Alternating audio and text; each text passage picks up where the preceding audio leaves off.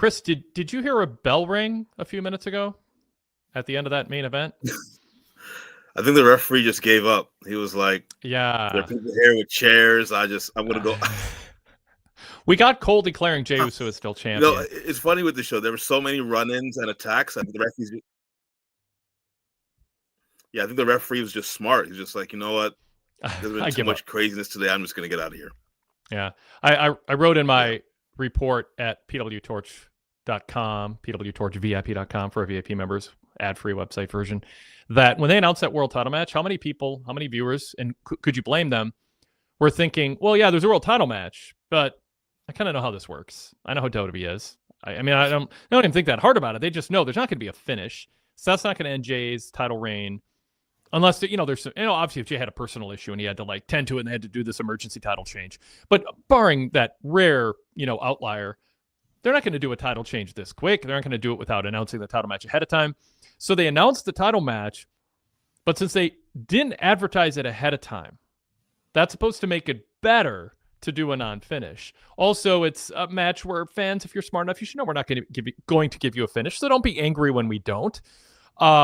I don't know if it matters. The crowd was going nuts for CM Punk. They weren't booing the non-finish. We've had crowds that have booed finishes before.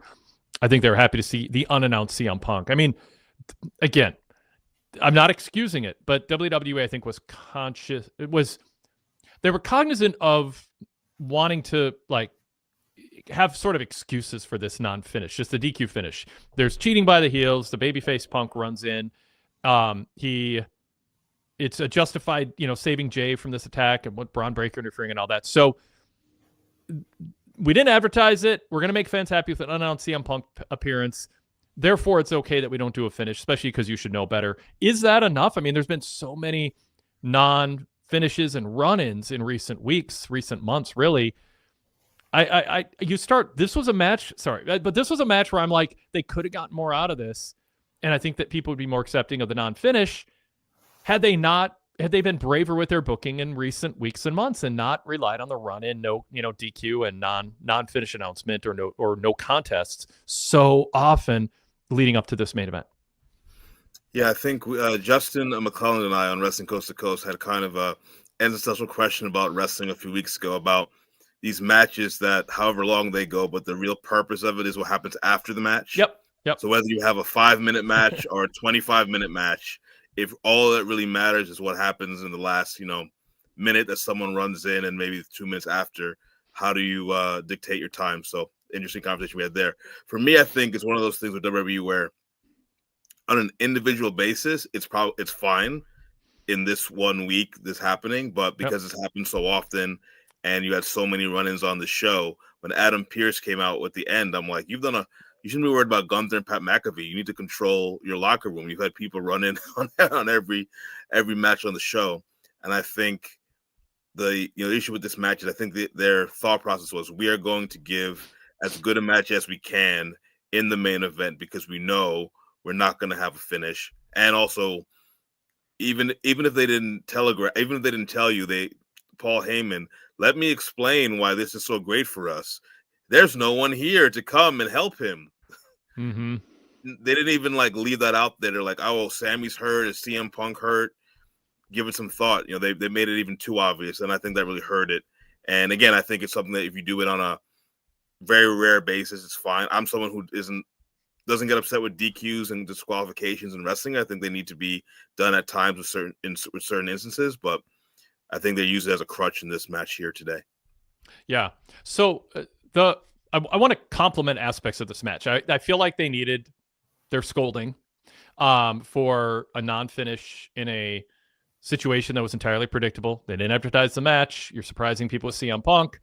And who could have believed there'd be a title change this soon? You were likely to be skeptical of that anyway. But that said, you've got this.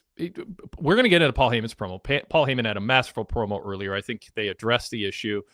They began to address the issue. Well, multiple things. Well, now I'm addressing it. Heyman addressed why he turned on Punk and Roman. He laid it out there. It's the reasons we thought, but we needed to hear from Heyman saying it. And last week I was down on Seth doing all the talking, and we didn't get to that. And I didn't feel like we could move on until Heyman made his case. But he did so in a way, which we'll delve into later, that I thought, because of what, not only just because what he said, it's kind of like Drew McIntyre and other heels, like you kind of, and Becky, it's like, okay, I see what he's saying, but the way he went about it and the way he talked about Omaha and all, like the inflections and all that, it worked. So he got the crowd to turn against him, but then on the show, when Heyman walked, the camera followed Heyman into the locker room and the crowd was booing. And then as soon as Seth was standing there in the picture, they started cheering. So I'm like, okay, they're booing Heyman, which is good because he was really over as a babyface for a while there, but they're still cheering Seth. Then during the title match, Heyman starts singing Seth's song in a way that makes you never want to hear or sing Seth's song again. So I do believe there's an effort being made to genuinely get the crowd to boo the heels, which is something a lot of heel groups don't get. Like MVP and Hurt Business and Hurt Syndicate are at times, like when they're supposed to be heels, going, why aren't people booing us? Because you're doing everything you can to get them to cheer you. Now they're just kind of tweener baby faces. So we had a dynamic here with a big time over babyface and Jey Uso. I think the crowd genuinely is into this underdog story. And standing opposite of Heyman, who's just super heelish, making Jey more likable. Jey stands up to him at the top of the show. And then at the end of the show, the crowd just totally into Jey and got into the match in the way that you want fans to get into a world title match with a babyface champion and a heel opponent. And they had a really good match. So there was a lot of good here. It's just, asterisk, or not even asterisk. You got to, lead with the idea that, it's another time that no one should have really believed there'd be a finish or that it'd be very unlikely. But a lot of other things went well on the show. And I thought it was a very exciting, high quality, high drama, big crowd involvement TV main event. Chris, your thoughts? Yeah, I think the quality of the match really stood out. I thought it was really good. I think there's a lot of conversations about Jey Uso, babyface single wrestler, and the real purpose of it. And it's not how many moves they can do. It's like whether the crowd is invested in you winning. I thought the crowd overall in Omaha was great, not just in this match, but overall, just the way they were reacting to the show and not reacting to other things or whatever they felt they wanted to do to amuse themselves. And I think the effort that they put in, not to again bring up our own podcast, but the thing that we always talk about on our show is how the main events need to stand out because you've waited long for it. And if the main event is not as good as the third match, then why have I sat here for 3 hours? And so I think really much on the show, the main event stood out with really good action. And again, as much as we just criticize the finish, it leads to some intrigue going forward with where CM Punk, where's Roman Reigns in all this. Almost you can see Jey Uso saying, CM Punk had my back, where were you?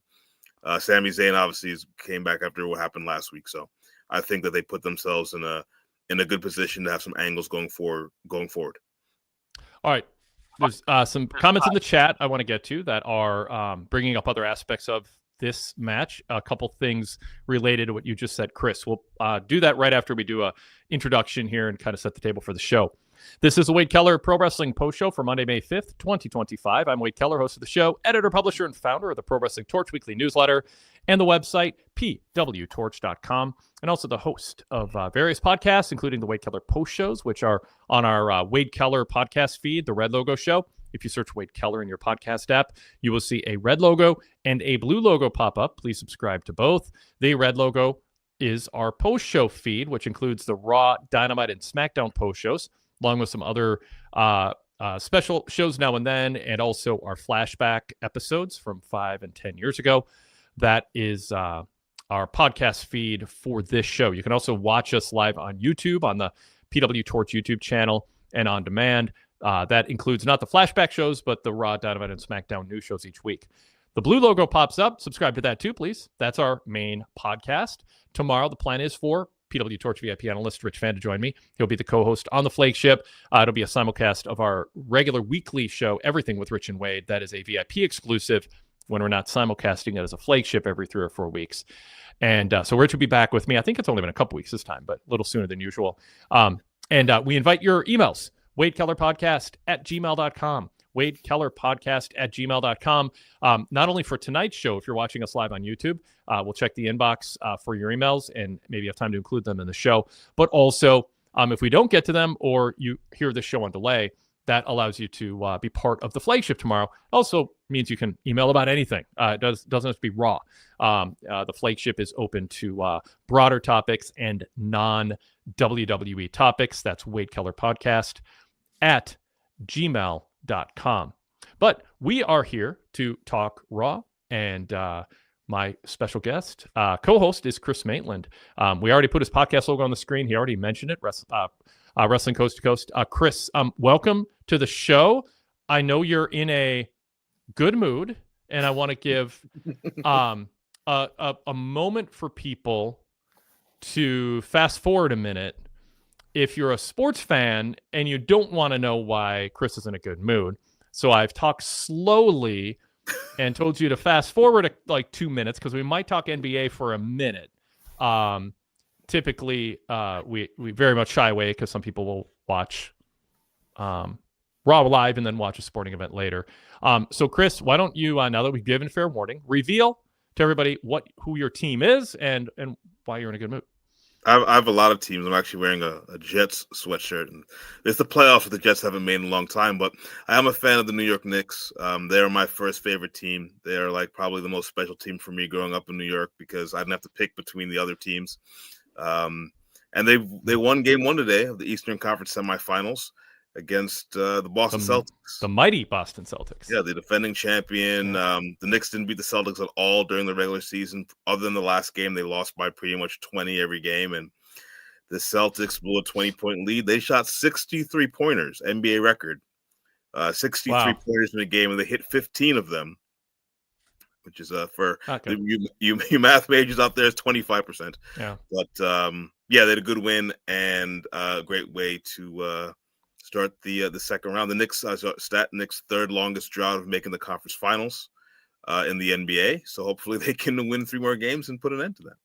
So we did talk NBA. I want to restate our rules. This is an exception. There will be times when my Timberwolves or others, Vikings or Wild, are playing a big game and I'm doing my job, watching Raw, Dynamite, or SmackDown, and then hosting a post show. And so I want to let everybody know, please don't ever email or put in the chat or mention, if you're a live caller, any spoilers. I don't even like to draw attention to it. Like, but I think I have to, like, especially because it's a topic here. I want to see a Timberwolves Knicks NBA finals this year. And it's crazy, but it's can't rule it out right now, especially with the Knicks winning. Tonight, it kind of tips things a little bit more that direction than it looked like yesterday. So, so it could be fun. But yeah, please I don't. also think the Timberwolves will beat Golden State if I were to make a prediction. I think too much size and too many players. But yeah, I mean, I'm a Timberwolves fan, but I'm not confident, but I mean, I'm leaning that way for sure. I mean, the Wolves are really good right now, and they have so many ways to beat their opponents. But we won't. I could go on, and I'll stop myself there. We could talk. We'll save this for later. I think we went past our minute into the 3-minute, 4-minute range. I don't even know. But Karl Anthony Towns and being on the Knicks right now makes me a Knicks fan because I like Karl. I don't want him on my team anymore. But I'm happy with you. I'm happy with Julius Randle. I felt the same way. Yeah. I mean, the foul, the propensity to foul, we called it. Has the term stray voltage made it to New York? I don't know, but it's one of those. You mean when he tries to throw up a shot to get fouled and then flails his arms and falls to the ground? Yeah, there are a couple times today he did that, and the Celtics is 5-on-4 because he's on back on the other side of the court, and it's like, I don't miss that. Yeah, Karl's great at times, and his 3-point shooting is made, but there are times where it's like, come on. So I'm enjoying watching him from a little more of a distance in New York. I'm rooting for him, but I'm happy with Julius adding and DiVincenzo adding some grit. Anyway, we'll pivot back to our Raw discussion. I noted we had some chat comments. I'm going to go to those, and then we'll get to our callers on hold. So if you're on hold, don't worry. We'll get to you pretty quick here. If you want to be a caller, by the way, you have to be a Patreon supporter. And you can find the link to be a video caller on our Patreon page. PWTorch VIP is where you go if you want to support us through Patreon or through Spotify. You can do that too. Or you become a full VIP member. PWTorch.com/GoVIP. We'll give you full details on that. in my TV report on the VIP version of the website, I include the link to also be a video caller. So we'd love to have you part of the show, but we want to limit how many people, make it kind of exclusive so we don't get overwhelmed, and make it just for VIP members. Okay, so the chat had a lot of things to say about this main event before we started talking about it and afterwards. I like this. Good fella, 1422, says halfway through the main event, I kind of shifted and was thinking they're going to do a title change. Fun match, and was messy. I'm, as much as I said, if you're savvy, you know they're not going to, they're unlikely to do a title change. I stayed unlikely, but I watched that match and I wasn't entirely ruling it out. Like, I was processing in my head, well, maybe if there's the right kind of interference, especially when Punk came up, Seth will lose and that'll enrage Heyman and stuff, and we'll get a finish. Or before Punk came out, maybe they are going to try to give power immediately to this new Heyman faction and have Jay lose and have him be the underdog on the chase again. And that just shifts the low. I mean, it certainly would change Backlash, and that, if you think it through, it's like not likely to not do that. But I mean, it crossed my mind. It was a fleeting thought. I wouldn't have put any money on it. They didn't. But I'm kind of with Goodfellow in that I would kind of get wrapped up in the drama, as much as I was also frustrated by the fact that, I don't know, frustrated is the word, but yeah, more interference. And of course, nothing matters in a match until there's interference. WWE teaches you that, and most likely on TV, you're not going to get a finish if it's a truly competitive match where the booker would have to make a tough call on who to do a clean job.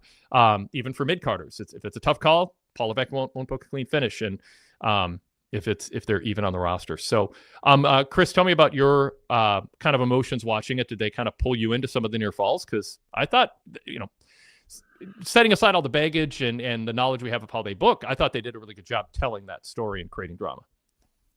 Yeah, I thought it was possible. Definitely when Seth hit the stomp and it wasn't that great, I was like, oh, this might be setting up for him to actually hit it maybe properly and actually get the win. Yeah. So I think that's the story of what a good match will bring to you. You have your own preconceptions going in, but the way they actually wrestle, it changes what you thought. So yeah, I think they did a really good job of building drama. Once Sami Zayn came out with, he kind of tagging with Braun Breaker, I kind of knew that the end was coming. I kind of wish the finish was more. I guess it's kind of hard because the heels are not going to cheat knowingly to get disqualified, and they don't want the baby faces to come down and attack the heels. You'll see CM Punk hit Seth Rollins with a chair. They need to make that a bit more. Just make it cleaner about how it ended. Maybe a no contest, maybe a brawl, and the referees have to throw it out, or maybe back in the All Japan, New Japan '80s double count out because they're fighting on the ring outside. I'll take any of that. I really do think it's disrespectful to not have a bell ring at the end of a world title match when you're on. It's not like they ran out of time. Their exit time is soft on Netflix. Yeah. I think they should have done that. So maybe something like that would have been better. Just sort of like, it's too chaotic. They're wrestling outside. And you could still got to the same point, but just make a clearer finish. Ryan Solorio said, well, you're talking, or as you're talking, he made the same point you did, which is, not going to lie, bid on the splash and the stomp, LOL. The stomp being a little bit sloppy and Cole drawing attention to it. I don't think that was planned, but I was thinking, well, maybe he'll, redo it now. Also, Derek Hubbard says the main event was so white hot. I did not mind the non-finish. He posted this before we maybe convinced him to dislike it. I would not mind Seth taking a tainted loss, but this worked on multiple fronts. I wish they did it less often, but tonight it worked. And that's the thing. So 2 things to fix this. 1, do clean finishes almost all the time. Otherwise, when you do this, don't announce it ahead of time. And then ring the bell. Like, give us a decision. Double count out. The ref has DQ'd Seth. The ref has DQ'd Jay. The ref has DQ'd both. Even a no contest. It's just too chaotic. But announce the damn decision and ring the bell. And that's giving them a lot of slack. I would rather they just do a finish. But I understand the way WWE books. That's not how they do things, and people would read a lot into it. But if you start doing it regularly, 2 years from now, nobody's going to read into it. That's going to be standard. The people think the Celtics are great, even if they lose a game. Some really good teams are going to lose in the NBA playoffs who easily could have, won the championship. A couple things broke their way. Same in the NHL, which is even more of a game of chance. But it doesn't mean people think the teams stink. They just that's the way it works. Sometimes you win, sometimes you lose. So I wish WWE's booking did more of that. But, Derek said they won him over because it was super exciting. And I mean, a lot of people have this kind of baked into their WWE experience. They don't expect a clean finish. And so they're not angry. And I don't think that's ideal to beat your audience down where they don't think they're going to get a finish. But I get that it might not be new frustration. In fact, Al Larcher in the chat said, my expectations of TV wrestling is non-finish by default. It's been that format for like 30 years. Darrell said Jay showed tonight that you can make the fans get behind a babyface champ and not turn on him going against cool heels. Chris, talk about that. What does it seem WWE is deliberately now trying to get Jay, or just in general, trying to get babyfaces clearly slotted to be cheered against heels clearly slated to be booed. I mean, I thought tonight it showed. Like there were instances of that with Heyman mockingly singing Seth's song and really going hard on bashing Reigns and Punk in the context of insulting the fans. I mean, I think this was an attempt to correct course on what I expressed concern for the last couple of weeks on this show, which is, especially when they were singing Seth's song and cheering him last week. I was like, they need to make a deliberate plan and effort to counter the fans' instincts, which is to cheer moments and stars and happenings and especially moments. And finally, it seemed like they seemed like their goal is, let's get the heels booed. Yeah, I think that's really important in wrestling. And again, I don't know if some of that happened last week and the week before was kind of a WrestleMania hangover. I think to me, that's a sign whenever the crowd goes into business for themselves, that means they're not interested in whatever you're presenting and they're deciding to act on their own. I think it's really important that the people are behind Jey Uso or whoever the baby faces are. I would say Io Sky as well got a pretty big ovation when she was wrestling. Yep. And I think that's really important. Even to, Gunther was a huge heel. People were booing him. People were booing Rusev when he attacked Alpha Academy after the match. I think, you're watching a show. I know, wrestling is a bit different the way it's portrayed than it was, 30, 40 years ago. But while you're immersed in that, you want people to be watching what they're seeing and not thinking of other things. And I think WWE, away from WrestleMania, is trying to get back to that, and hopefully that continues over the next few weeks. Chris Johnson in the chat said, really smart way to come back from the mess at the end of the show last week. Standard Deviation said, it helps to have a clearly defined babyface in Jay. The crowd was hot for Jay Seth. Dwayne Carpenter said he was disappointed they didn't put the belt back on Seth. They've got things laid out with Jay. I don't think that's something that they're going to do. Not at this stage. But I mean, I can't 100% rule out. They're like, we just want to make Seth and the Heyman group strong. Chris Johnson said, fun matches tonight. I thought it was a great show. Standard Deviation adding, Paul singing at ringside was perfectly annoying. Glenn B said, I honestly thought at one point or hoped Sammy would turn on Jay and cost him the title. Did that cross your mind, by the way, that Sammy might come out ostensibly for a save, but actually like give in to, he got beat down so bad, if you can't beat him, join him, that kind of mentality? Not after 1 week. I think that would make a lot of sense. I think the one thing I think about three characters on the show, Sami Zayn, Jey Uso, and Io Sky, is like they are just like their characters, like they're like likable people. They're some honest, good people that you'd want, they'd help mow your lawn if you were sick, something like that. Yep. And I think that's their character. And then so he wouldn't do that. I mean, he may turn him down the line, but that's what like Kevin Owens would do. Kevin Owens would take the offer and to be the champion. That's not what Sami Zayn is. He doesn't want to win the title that way. Yep. The chat is forgiving of this finish. I'll read a few more comments here. Linda Butler says the crowd was much more aligned with what WWE wants this week, it feels like. So, yep, I agree with that. That is, I think, true. And it's good. You listed, Chris, all the reactions tonight that were in line. And you want that at a main event level, too. And they just, going into WrestleMania, they intentionally blurred the lines because, it's not just matches that are there to fill time until what really matters is what happens afterwards. As you're talking about on your show, it's also whole storylines sometimes lead to a match, and it's not the match that matters. It's the angle coming out of it. And that's what I said for weeks going into WrestleMania, that Seth and Punk and Roman was not about the finish of the match going in. It's what the finish of the match would mean coming out of it. It's, because there wasn't a title at stake, and they did their best to create, Seth saying, "I'll rule the world," and rule the WWE universe, whatever. If I win, it was sort of vague. People didn't know what it meant. It would take the match itself and the angle to explain it. But if they can clean that up too, and kind of get past WrestleMania season, the muck of WrestleMania season, and the need to put top people in top matches and tell that story, and get past the muck of the Bianca Rhea stuff too, which was not great. Those two things especially can get things back on track. Glenn B said, "I didn't mind the end. The heels have destroyed the faces in prior weeks. Faces then come out and save fellow face from heel group attacks. Wouldn't want it too often, though. Boy, isn't that the key?" But the thing is we get it often when it's free. Standard Deviation CD, "I wasn't completely sure of a non-finish. The history between Paul Heyman and Jay opened a small possibility for something to make sense if they wanted to." Derek Mitchell said, "Just never felt that Seth was going to win the title tonight. It seems too early to me, and I thought Punk was going to interfere, especially in Omaha, Nebraska." CJ LaChapelle says, "I hate when they don't ring the bell and the ring announcer does not announce anything at the end." That is an annoyance for me too, for sure. Standard Deviation says maybe they should have just had more clean finishes earlier in the show.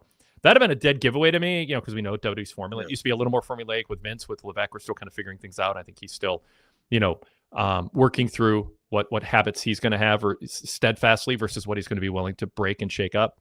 But all clean finishes leading up to this match would have been, I think, positive. But that takes some brave booking. Could be tough. Standard Deviation said, "If you know the main event is ending in a non-finish, you shouldn't do the same thing earlier in the show." So underlining that point. Jason D in Australia says, "I had no problem with the non-finish. The problem was with Seth, who didn't cover Jay before Punk made it to the ring. He should have been quick, ref, count." Yeah, you want wrestlers with high stakes, world title especially, to act logically, right, Chris? You want them to not act, "Oh my God, he's not supposed to be here." It's like, just run, cross the finish line. Yeah, I never understood why the music playing. We covered, for VIP listeners, Sabu's last match against Joey Janela at GCW, which had a Sandman run in to take us back to the ECW days. And Sandman's in the balcony drinking beer, taking forever. And then the Koger brothers came in and attacked Sabu, and they're just like, "Oh my goodness, when's he going to come?" And 20 minutes later, he makes it to the ring. I feel that was kind of the start of that, the music and everyone being scared. But you only need 3 seconds to beat someone. If they're going to saunter outside the ring, just pin them. Yep. All right. Let's bring up George Lane's comment. We're getting to callers right after this. George Lane says double DQ works and they need to bring back time limit draws. Re-educate the audience with things that have worked in wrestling forever. There is a story that comes out of a double DQ. That's the thing. Just make it a decision. Like announce a decision, own it. I think they do it because they don't want to, but they also they don't want to have to commit to a finish because they think there's some negativity attached to overtly announcing it. And they also just don't want to distract from the moment. Fans are cheering Punk. He bashed Seth, and Seth is mad, and Heyman is stunned, and they're retreating. So they don't want to interfere with the technicality of announcing an outcome. But you have to announce an outcome. You don't break away from a sporting event without showing the scoreboard. And that's what WWE does too often. Derek Mitchell says, "I never thought Seth would win the world title in an unadvertised match, so I figured CM Punk would come out and interfere." Good call. And I mean, understandably, potentially predictable. Trying to think if there's anything else here. Oh, just Chris Johnson just said, "I wonder if the Jay Seth match was planned before last week's debacle. They used Jay's babyface heat to refocus things." I mean, it did feel refocused. I felt like this week was a bit of a reaction to what didn't go right last week or some of the criticism. I feel like this show did address a lot of things we brought up last week. I'll put it that way. And I don't think we're alone in thinking some of the things that we expressed. Hopefully we had some thoughts others didn't have, but I think some of the sentiment was pretty consistent that some things needed to be cleaned up. And this did, other than the non-finish that we're talking a lot about, I think we moved in a good direction. By the way, Jason D says, "If the announcer says it's a double DQ, the crowd boos. Instead, you leave the crowd on a high with Punk." That's totally right. I mean, that's what I'm saying. That's WWE's reason for doing it. So you have to decide, do we want that crescendo of cheers at the end of a TV show at the expense of the core structure of wrestling over the long run, which is there's a score and we announce it. And if you go, we're not going to do it in order to, have an emotional crescendo of cheers to go off the air, that's fine. I think you can have it both ways. So I think you can have Cole say that this is clearly a double DQ, but Jay retains the title, or whatever, and then have the bell ring. Well, but you have to, before Cole announces it, you have to have the bell ring. But you could have the bell ring, but not announce the official decision to the crowd, so the crowd's still cheering. But Cole says the ref has informed me it's a double DQ. When order is restored, it'll be announced to the crowd. I mean, you could do something along those lines. So you're kind of checking the boxes. Yeah, definitely have the bell ring so it's over and you don't have to announce it on the show. It has another existential crisis that I've discussed with Justin, which is wrestling as a TV product as opposed to a live show. Mm-hmm. Watching a lot of different promotions every week. There's some that we're like, oh, we'd love to see them live, and some, we prefer on TV. But since wrestling now, obviously the major companies get most of their money from TV, it is geared toward the TV audience, and you're hoping that the crowd can acquiesce to a good show like the crowd did in Omaha. I myself am very interested because I will be attending my first WWE show in 7 years. Wow. Justin and I are going to SmackDown, which apparently is not sold out because they're advertising it throughout the show. But we're going to SmackDown on Friday to see John Cena's last appearance in Dayton, Ohio. Who's going to be our on-site correspondent that night? I guess I can call in. I mean, if you have reception, if you can. Justin I'll probably be. Yeah, I can probably do that. We can talk about that. I have an hour drive back to Columbus, so.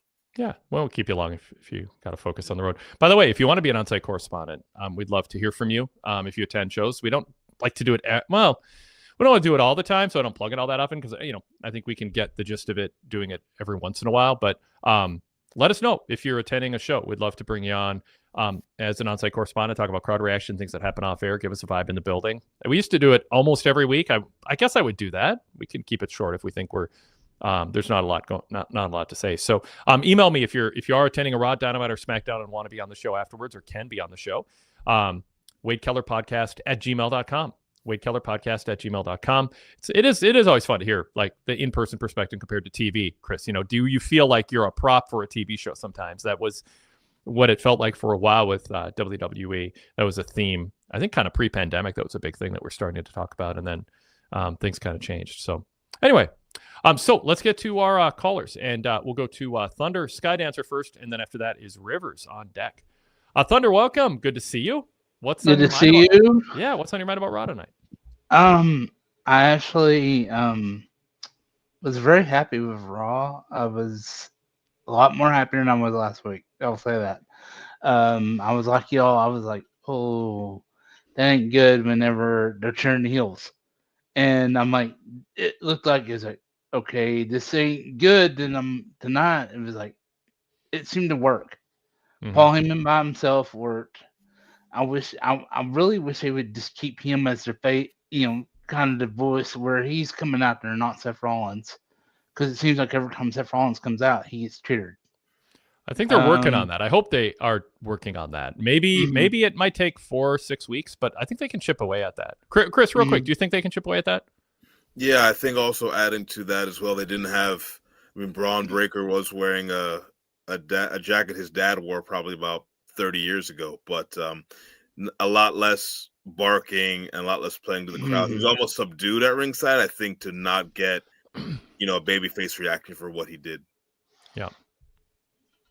The other thing is, I thought that they did really well was they did it against Jay, and I think that really helped them big time because Jay is super over. Love it or hate it, and sometimes I question if it's his skills or if it's just a yeet, and that's it. But I mean, they did it with the right person, and I think that helped big time.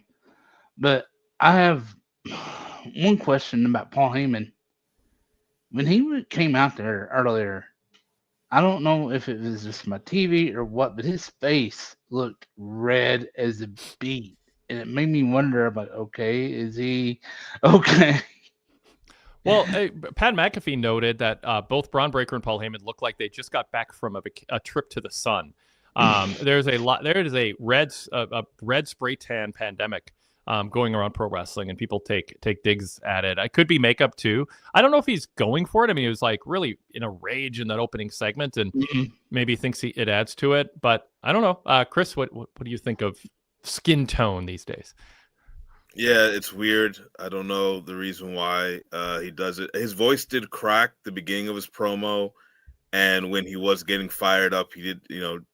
Jey Uso was like, "Are you okay?" And I thought he was kind of like asking legitimately, "Are you okay?" Yeah, it's just because his eyes are bulging out. Everything. It was just like he was so intense, and Jey was sort of like listening, but then nothing deflates somebody after a rant, like an angry rant, as then the person just looking at them, pausing, and going, "Are you okay?" Like it sort of means like you've so overreacted. I don't even know what you said or care what you said. I'm just worried about your health, and that is kind of what Jey was going for. Yeah. So yeah, he didn't seem to be. The skin tone was kind of odd. I don't know. It's not necessary for him. He's not wrestling. He's just standing out there. So maybe he can, for lack of better words, tone it down next time. I see what you did there. All right, Thunder, what else? Okay, one last thing. I won't keep you long, but the main event, you have Braun Breaker, who's super over, and you have Jey Uso, who's super over. Jey Uso uses the spear. Braun Breaker uses the spear. Roman Reigns uses the spear. Would it be a good idea for Paul to say, "Hey, one of y'all has to change y'all's finishers, or one of y'all has to do something because we have too many people using it"? Because Braun Breaker is a super special talent that I think deserves that spear more. I mean, and I'm a huge Roman Reigns fan. Don't get me wrong. I'm one of the biggest Roman Reigns fans, but Braun Breaker's spear is unmatched. And when he does a spear, and then Jey Uso does two spears, it's like, okay, what are we doing here? So I'll say it's not a top concern for me, but I don't discount it as a negative unless it's the battle of spears. Like if you can market it, because two people have sort of been on a collision course and now they're finally colliding. You can make it a marketing item, but even if it's not, I think you can just fully tell a story, get the crowd invested in the heel babyface dynamic and the high stakes. And if they both happen to have a same move that they use, Jay's got the frog splash. That sort of, is bigger than that. Roman and Breaker probably is one of those instances, Chris, that it'll be the battle of two spears when they finally go after each other. I think Braun Breaker is with Paul Heyman right now because he'll be headlining a WrestleMania over the next couple of years against Roman Reigns one-on-one. And I think they will market the idea of the, Reigns spear versus the super spear. So Chris, your thoughts on what that brings up? Yeah, I agree with you, but I feel like the spear has become one of these moves where it's almost like it's not as special as it used to be. Everybody does it. It's almost like I remember being a kid, only Jake Roberts to the DDT, and now DDT's done every match. Yeah. Goldberg did the spear to, how many people do the spear in WWE, plus in other promotions. Every promotion has about 4 or 5 people that do a spear. I think you could sell it Roman versus Braun as like a battle of the spears because they're both former football players in college, but it's just one of those moves that just isn't, because a lot of people do it. It just doesn't have the same kind of power that it had, maybe when it was just Bill Goldberg. All right, Thunder. Right, that's all I have for you guys. Thank y'all. Thanks, appreciate it. I went VIP and I love it. And thank you. Thank you. What do you love about it? Just loved, I love all the archives and stuff like that. I'm using the Patreon version, so I'm going to be listening back, and it's going to be a lot of fun. Sweet, awesome, welcome, good to have you. Thank you, Thunder. Thanks. Enjoy your week. I remember you can be a VIP. You can be a caller if you're a VIP member or Patreon supporter. PWTorch.com/GoVIP gives you full details on that. PWTorch.com/GoVIP. Don't forget, you can get a ton of cool content at PWTorch.com on a daily basis. We've got some really talented writers doing a lot of good work, including coverage from Chris Lansdell, who's been doing a great job covering the latest New Japan events. We've got hits and misses columns. We've got our feud tracker columns. We also have Rising Star and Fading Star columns on AEW and WWE that went up this morning with our columnist deciding who had a good week and is on the rise and who's had a bad week or series of weeks and is on the downflow. We also cover all the main TV shows, including AEW Collision, and Greg Parks has his columns that run once a week on the website, in addition to his longer feature columns in the Pro Wrestling Torch newsletter for VIP members. So lots of good stuff, including my live TV and PLE coverage. I'll be covering Backlash live on Saturday night at PWTorch.com, or the ad-free version at PWTorchVIP.com. But please do bookmark and or create a tab for PWTorch.com on your phone or your laptop, and we've got breaking news on there too, and some good ratings analysis. We had actually the minute by minutes of Collision from just over a week ago when they followed the NBA, and they popped that big viewership number. And I was waiting to get the minute by minutes to kind of see how much did the carryover of the NBA audience not tuning out affect that number. And I broke down, how we knew it was a factor, but how big of a factor was it? And looked at what the rating was in the last half hour compared to normal and compared to the first 15, 20, 30 minutes. So anyway, it's kind of fun to get the minute by minutes. It's interesting to see those trends in a granular way. We don't do that every week, but when it calls for it, we do it. So anyway, lots of cool exclusive stuff. It'll make you think, and it's entertaining. And I know I always look forward to proofreading as editor the columns as they come in. We got a really talented group. All right, on to Rivers as promised. Rivers, welcome. Hey guys, how are you doing tonight? Good, yeah. What's on your mind about Raw tonight? Right. Well, first of all, little known fact, WWE gets a tax break for hiring ADHD referees. So that is why they do not count when music is playing. They get distracted. Mm-hmm. Yeah. For just what a relief it is to see a show without Cena. And I like Cena, but you saw him. He was in a video package with Orton. Sure. But I think you and Todd on The Fix have done a really good job at articulating how his whole thing at the moment is world breaking, and it kind of ruins the rest of the show around it just by being there. So to have a show which was just pro wrestling, I didn't have to think about backstage politics or anything like that. It was a relief, and I really enjoyed that. I think that's a good point. This wasn't, I'm trying to think, was there any like meta stuff on this show? I mean, Becky made a comment about a fiance. I mean, that's just like personal life stuff. But I don't know. I mean, I'd have to think through, but it was, nothing jumped out to me during the show where it's like, oh, they're playing to that second layer fan that Paul Levesque talked about on the Andrew Schultz podcast. It's like there's a cat, the more regular fans watching TV, but the ones who want to find out everything going on, and we cater to them. I didn't feel that was here, and it felt like a better experience as for any viewer because of it. Yeah, the only thing I didn't like in the Lie of Valkyria, Becky Lynch, I'm here every week. I hate that. Yeah.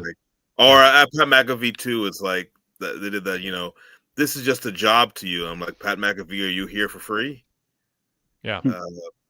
But other than that, that's probably my two complaints. Yeah. Yeah, and I think that's not super meta, fortunately. It's in the category of you should value somebody based on how often they show up on TV, which is fine if you don't have top tier baby faces who are part-time, but it can backfire. And I think you want people not thinking about that stuff, and WWE does bring it up too much. Yeah, Lyra bringing up, I've defended my title more times than you've even appeared on TV this year. I don't know. I don't think that gets her. People are like, well, Becky's a senior member of the roster. She was out injured. She was with her family. She had vacation time. I mean, whatever. It's like that. It should be what Becky does, not how often she does it, that causes you to boo her. I think every once in a while you can sort of have like a workhorse wrestler, or Michael Cole, by the way, take some time off. My God, he's like the statistic that McAfee said, only 3 times in 28 years has he actually taken a week off. I mean, I don't know. I mean, I'm like, good for Cole, but also, come on, like, what's wrong with WWE that they don't force him to take some extra weeks off from travel? That's a lot of travel. Yeah. All right. Anyway, Rivers, back to you. I think hopefully it's a reset as far as that whole world-breaking kind of storyline goes. It seemed like it, but I have a fear that for some people in management right now, that's actually the goal. It isn't a mistake that they made. I think that they think that is the evolution of wrestling, which I disagree with. Yeah, I think they do too, but I think they're wrong, and I think we can be part of putting the word out that that's a wrong perspective. Yeah, I mean, I will say I almost turned off WrestleMania when they announced the writers documentary. Yeah. I was like, oh, that was almost it. I think I'm a pretty savvy fan, but I was not sure that Jay was going to win. And I think a big part of that is a benefit of him beating Gunther. I always thought was he's not a prospect that you have to protect like Gunther was. So it has to be a big deal when he loses. Mhm. And he also doesn't have the real title that they really care about. So I think any match with Jay will be exciting because I honestly think at any point they could take it off of him. Whereas John, you know it's going to be a big pay-per-view, you know it's going to go on to something. I wouldn't have been surprised. And I think that's a huge benefit of having Jay as the champion over Gunther. What do you think of that, Chris? Yeah, I agree. I think just the way his character, he can be someone that you are concerned about losing. But also in this case, I think it's not just the fact that you think Jey Uso is going to lose, but also Seth Rollins being the star that he is, and this new faction being one that people would think was going to be propelled to the top immediately. What better way to propel them to the top than have him as the world champion? So I think that helped add to that drama as well. Just go back to Becky. I was kind of half listening in the other room. She kept talking about taking out the trash. And I was like, oh, you really like this analogy, Becky. This is like the fifth time. And then when she said, I also took out the recycling, I was like, wow, are you getting a new trashman gimmick? But I just wanted to ask, when Elira was talking about going on your holidays, as Americans, did you follow what that meant? Because that's a word that I often use, and then people are thinking like, what, Memorial Day? And I'm like, no, it means vacation. My parents are English, so. Oh, perfect. So you knew. And I watch a lot of soccer, so I was wondering how many Americans were thrown by that, and like, you're going on your holidays. We don't use that term, and you're right. Holiday to us is a date on the calendar that is celebrated for some reason. But I think we hear it enough just through. I don't. TV shows from the UK, we hear it enough that it's sort of in our culture is something we're aware of. We hear mate and we don't think, oh, that's somebody that you live with and is your partner and boyfriend, girlfriend, whatever. It's like we get that that's like pal, but we don't really say that as prominently here. Not even close for just a buddy. Okay, cool. Yeah, so we pick up on it. Yeah. I mean, we're very dumb about other things. That's just like we're very, very American centric. Don't think we're up on everything, but holiday, I think we're pretty good on. Chat, tell me if you were thrown off. And I'm actually flying out and going to Backlash on this weekend. Oh, sweet. So I'll try and call in or at least send an email about anything. Okay, I am good. Glad that I'm going to get to see Gunther. It's a little disappointing the match he's in, but at least I get to see him wrestle. So I'm pretty pleased with how the card's shaping up so far. Yep. Cool. Yeah, cool. Yeah, have fun. Yeah, it should be a fun show. I can't hear you, so I'm just gonna go. That was the last of my questions anyway. So you guys have a good night. Thanks, Rivers. Thank you. All right. Let's go right to Jason D in Australia next. Jason D, welcome to the show. What's on your mind about Raw? Yeah, hey, Wade and Chris. Speaking of Becky, I loved her line when she said to Lyra, look, it's not my job to bring up everyone. It's my job to beat everyone, which is what I've been doing. Jeez, you had to love that line, Wade, because I've never understood, you're meant to bring us all up and everything. Mm-hmm. Hey, it's not Steph Curry's job to bring everyone else up in the NBA. It's his job to beat everyone, and he has been doing that. So I thought that was a great line. But I also think they're doing a good job with having Lyra have a bit of a spine, standing up for herself, and just a bit of extra talk time. Even Becky throwing out there, if it wasn't for me, you wouldn't have your fiance. All right, we don't know who that is. Well, most people don't. But at least it's a bit of background information about Lyra. And I think they've done a good job with her, just giving her a little something to do so we know who this person is. We know she's a great wrestler, but to get to know her a bit better and give her a personal grudge feud is going to help her even more. So I think they've done a better job with her in the past 2 weeks. What do you guys think with Lyra? Chris, what do you think? How do you think she did tonight? I agree with Jason. I think it was good for her to have her character established. I also like the fact that she was like, yeah, Becky Lynch, you did all these things, but that's before I got here. So now that I'm here, you're not going to be able to be at the top anymore because I'm better than you. I think it's really, the whole purpose of pro wrestling, at a very basic level is for people to prove or want to be better than other people. And I think that she acted with confidence in a way that makes gives a perception that she at least believes that she's better than Becky Lynch. And you want the goal to be you're better than other people, not at promos, not at crowd reactions, not at quality wrestling, star ratings, or any of that, or crowd chants. You want to win matches. Like, that has to be the structure of the show, is I win. And when wrestlers, it's grating to my ears when wrestlers, talk about match quality as a thing. I mean, I think it can be something that gets brought up, but it shouldn't be the central core of your identity of how you define success.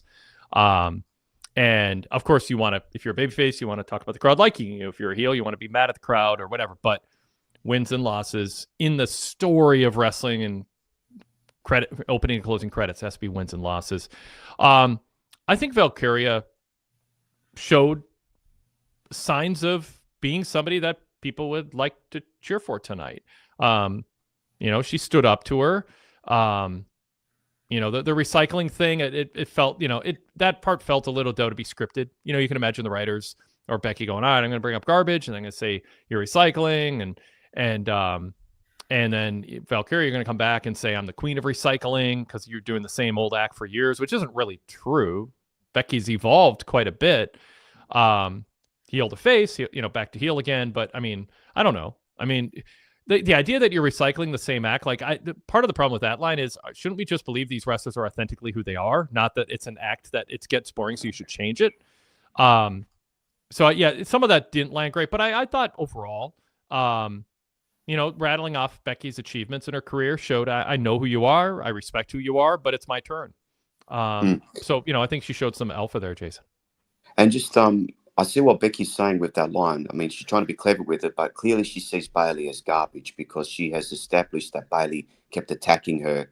And so she sees Bayley as having no redeeming qualities. But at least with Lyra, she sort of sees her with some redeeming qualities. And I see what she was trying to say with that. But in any event, I thought it's been a good, solid 2 weeks for Lyra. So now, Paul Heyman's promo, right? Yeah. So now, one of the strengths of the writing team under Paul Levesque is that whenever a major person turns heel, they give the person who's turning heel a lot of material to go with. And I'm listening to Heyman and I'm like, mate, you are making so many good points here. I completely understand where you're coming from. Yep. And that's happened with a few of them. Now, that's a strength where you're like, you know what? I can believe in what they're saying. But I guess it could also be a bit of a weakness, if you like, because then you sort of feel sympathy for them, but then you're relying on the person who's turned heel with all these great facts behind them to go overboard and to go too far with it. And the fact that they're coming up against bigger stars against other stars who people really like, that tends to supersede their reasons for turning heel. So you're running that can be quite tricky. But overall, what Heyman said, this was the week where he was crossing the T's and dotting the I's. This was the week where he was placating in a good way the people who have attention to detail to the story. So this was a tremendous promo by him, and it was a much needed one. So I think you bring up a good point. And in the chat, there's even a comment. Ryan Solorio says Paul Heyman said nothing but facts. Glenn B said that was an effing all-timer from Heyman. I meant to say, shame most wrestlers can't switch it up and deal promos like that. Epic stuff from Full Meltdown and then softly spoken, masterful. I agree. It's a great performance from Heyman, top-tier stuff from him. And it's one of the reasons I was kind of excited about this new faction, because I think Heyman can break away from, yes, my tribal chief, and I'm the advocate for Brock Lesnar, and I'm the best friend to CM Punk. Like, he gets to be more Paulie Dangerously. And the range that he has as a performer, as people who saw the roast, the WWE roast know. I mean, there's different levels he can reach, and he is in a narrow lane, a disciplined narrow lane for each of the characters he's played over the last 10 years. But there's a lot more there, and we saw signs of it tonight.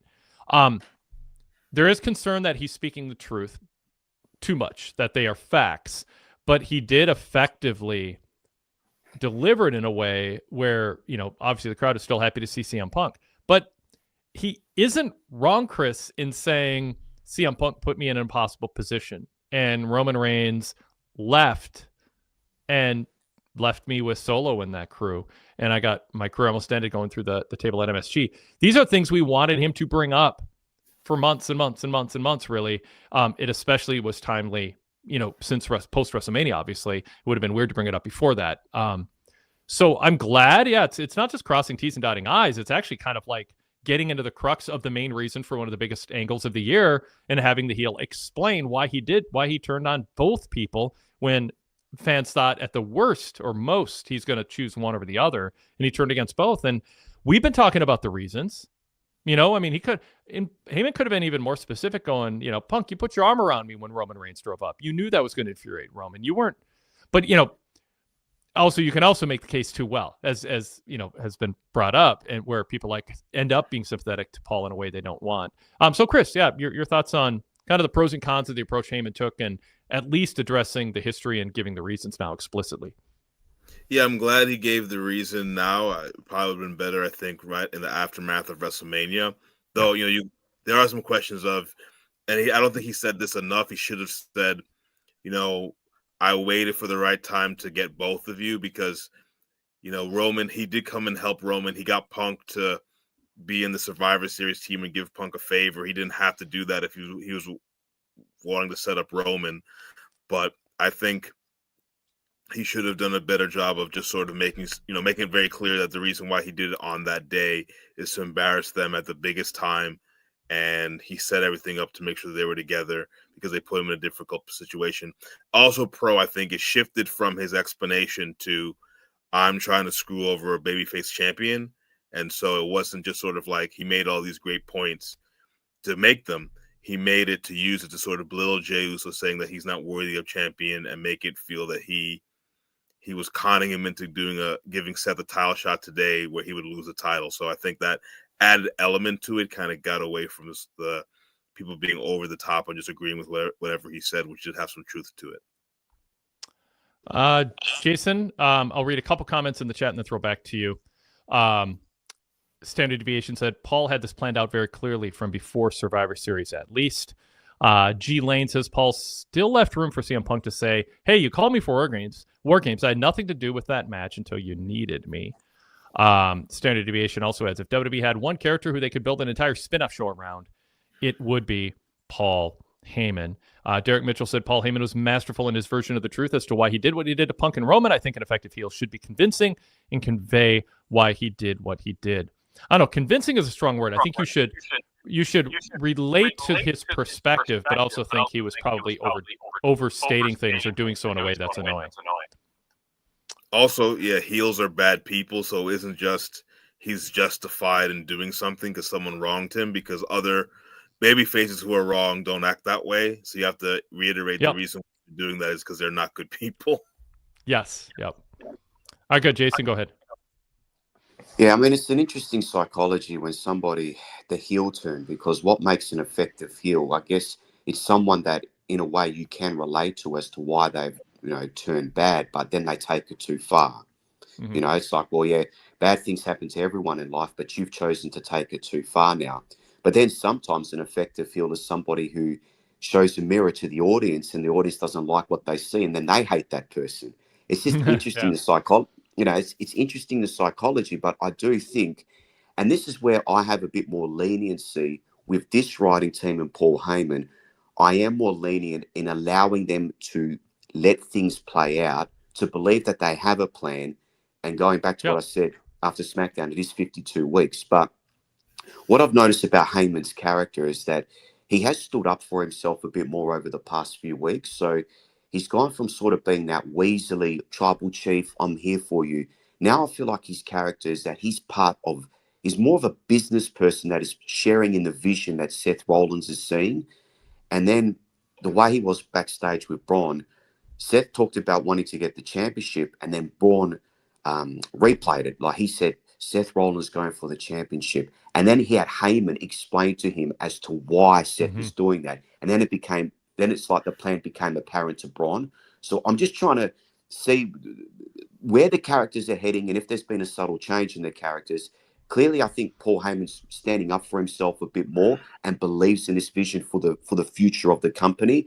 And they've got Braun Breaker as along there to be the dog at the gate so Seth can fulfill his vision. Now, obviously, long term is how long is Braun Breaker going to be happy sitting on the sidelines fulfilling Seth's vision when Braun wants to fulfill his own? That's a longer term story, but you can see where they're going with this. Yeah, for sure. I mean, and it's okay to know where it seems like it's heading, because that just watching them get there and how long it takes and when the break point is. But if what the end game is logical, you should be able to see it ahead of time. Not always, but I think there's no harm if that is the case. It also just was an expository moment for Heyman, to explain his plan and have Braun not be, wasn't Austin Theory. Like, I don't know what's going on out there. It was more like, explain to me the nuance and the strategy. So we might get a lot of that, where Heyman goes from being this subservient, almost sometimes pathetic underling to Roman Reigns, or this sort of loud-mouthed advocate for Brock Lesnar, and instead he's now, being the wise man, not just in name and behind the scenes, but in the actual chemistry he has with one of his main two wrestlers right now. Seth and Heyman, I think, are going to be deliberately treated as equals in the group, and then Braun will be getting the sage advice from Heyman and filling Heyman will be filling him with wisdom that he can use to, of course, eventually, be hungry enough to turn on Seth, or Seth turns on him. And it could go either way. Chris, any thoughts on that? Yeah, I agree. I think this is allowing Paul Heyman to do a new dimension, because he wasn't really a heel or babyface at Roman Reigns. He kind of just stood there, and now you're seeing sort of the evil machinations of his mind coming out. So that's probably going to be helpful for the character going forward. Jason, anything else?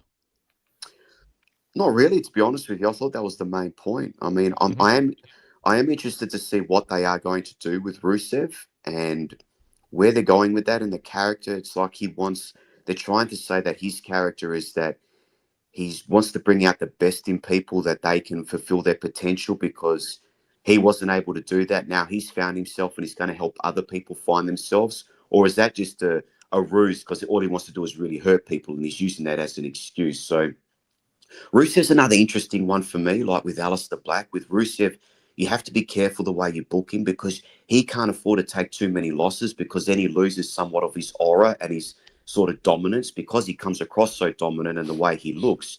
You have to make sure you book him strong, because if you don't, he'll lose it. So I'm going to be intrigued where he fits in this current story and with his current wrestlers. What do you guys think? Chris? Yeah, I think it's one of those things where the Alpha Academy is a great introduction to him, or reintroduction to him and his character here now in WWE. But what's next for him? It's sort of like, is there a upper mid card kind of babyface, kind of like Jey Uso, that he could challenge, or someone, maybe it's Sheamus. Maybe that's why they brought him on the show. I know they are actually friends, so maybe that's the person that he challenges next. But someone like that would be interesting.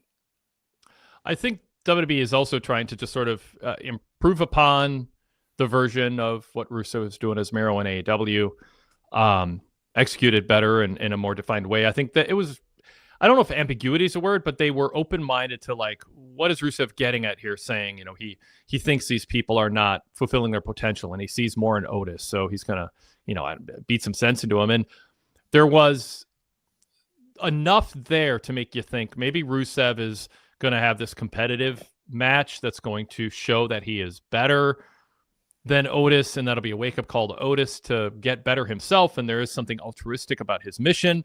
And then they ended it, with the way that Rusev attacked him afterwards and did the angles. So, now it's clearly defined, but I think it was fine to spend a week going, I think he's going to be heel. He doesn't, it seems like a really mean way to try to teach people lessons, but let's see it through. And then it's just any sliver of doubt was shown to us, not told to us. And I think that's a good way to do that.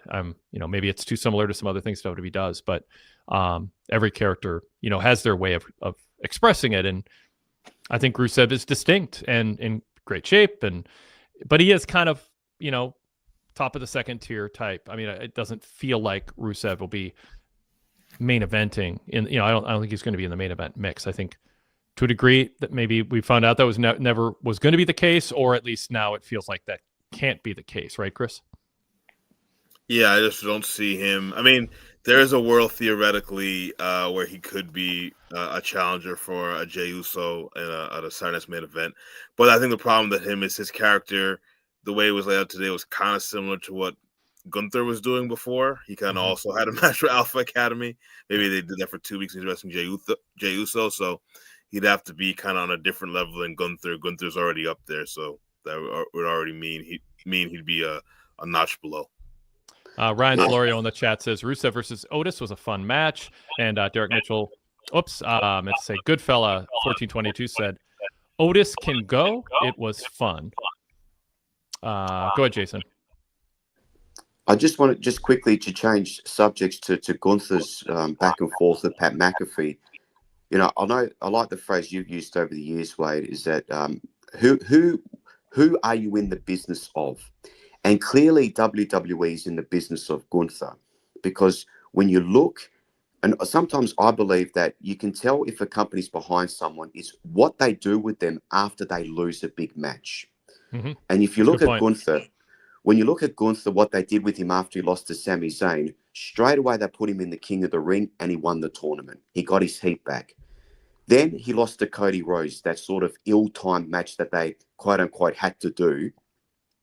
He come out of that. They gave him a storyline which we pretty much criticised at the time, where he was kind of losing his edge, losing focus. But they at least gave him something to sink his teeth into. And then he got the victory over Damian Priest and Finn Balor at Saturday night's main event, as if to say he's found his edge again. But they gave him something. Now coming out of Jey Uso having to tap out, and he alluded to in the promo that he's going to get to that soon. So he'll address why he tapped out. They've given him Pat McAfee, a beloved person. You know he's going to get heat on him. You know he's going to come away looking even stronger. They're clearly in the business of Gunther. And it just goes to show that they have meticulously booked this guy in a way to maintain his heat even when he loses. So I'm going to be looking forward to how the match plays out, and then where Gunther goes from there, and how he does explain tapping out to Jey, because I believe he will have a great explanation and it will keep the ball rolling from him. But it's just so good to have someone who's just a legitimate heel who gets heat, as opposed to, you know, other characters we see where it's hard for them to maintain being a heel because they're either too cool, like Jacob Fatu, even Drew McIntyre. Sometimes, you know, he can be very funny and charming in a kind of way, but Gunther's just straight down the line. He's a heel. You know what you're getting, and we need more of these people. Chris, what do you think of Pat McAfee's mic work last week and this week? I thought his mic work was very good. I agree with Jason, everything he said, so I don't want to reiterate it. I personally am rooting for Gunther because I don't like Pat McAfee, but I know that's not the, it went against everything I talked about before about crowd reactions, but really he did a really good job of trying to say he's different than Gunther. He loves everything, and Gunther is just there, and he loses focus, and if he loses focus on him, he's going to lose.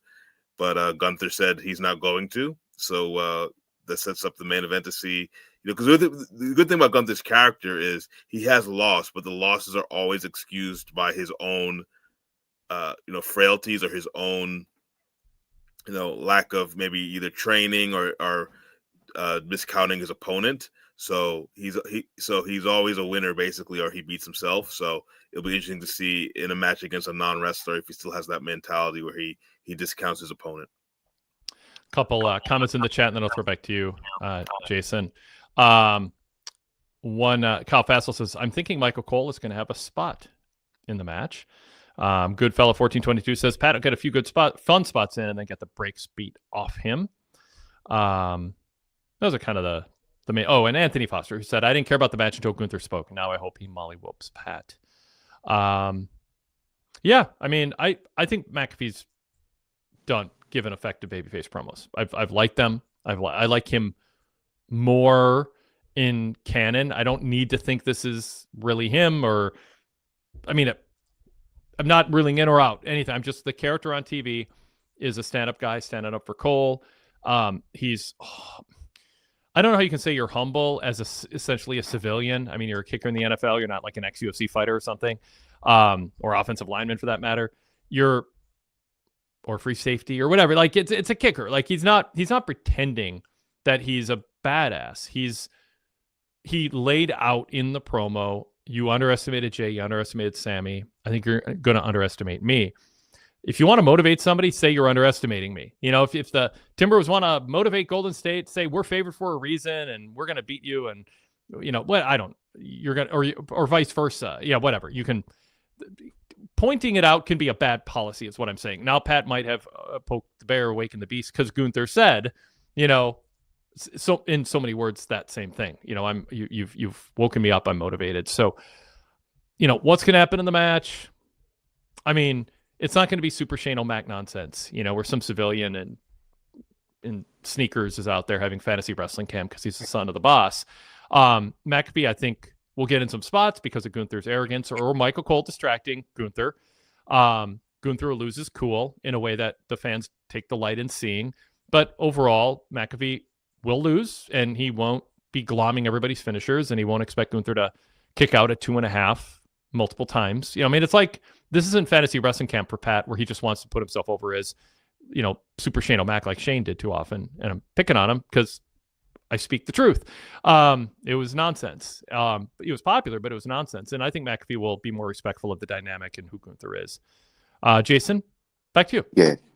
Well, look, I find Pat, sometimes he annoys me, sometimes he doesn't. Like when he tones it down and just speaks normal, I find him entertaining and informative. But the one thing about him is that you can tell he really respects the wrestlers. So he will go out of his way. Not that Gunther needs this, but you know he's going to do the right thing. Like he's going to sell the right way. And you can tell, obviously, he's a fan growing up of wrestling because he's got the promo down pat, for pardon the pun, I guess.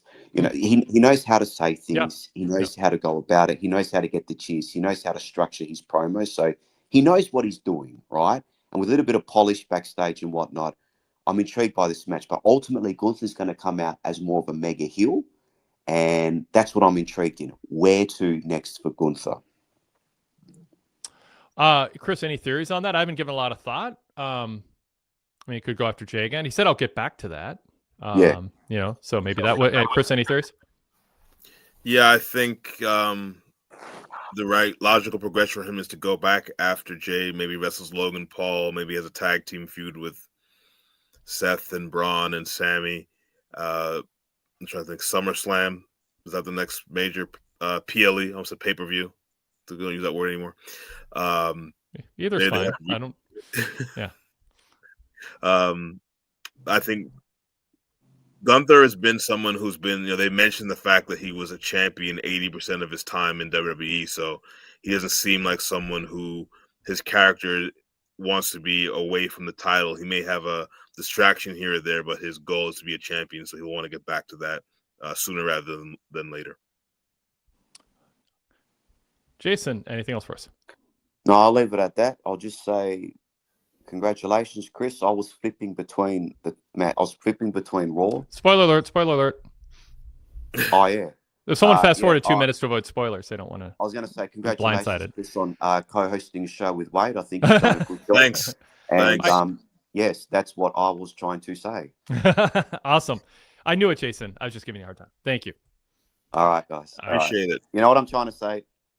But I am a Pacers man, so if it ends up being Pacers in New York, that'd be fun. In that Eastern Conference final, that is going to be a classic. That's nostalgia, and that's going to be great. That's box office right there. The Final Four in the East is fun. There's history and star power there. Well, and actually both sides, West and East.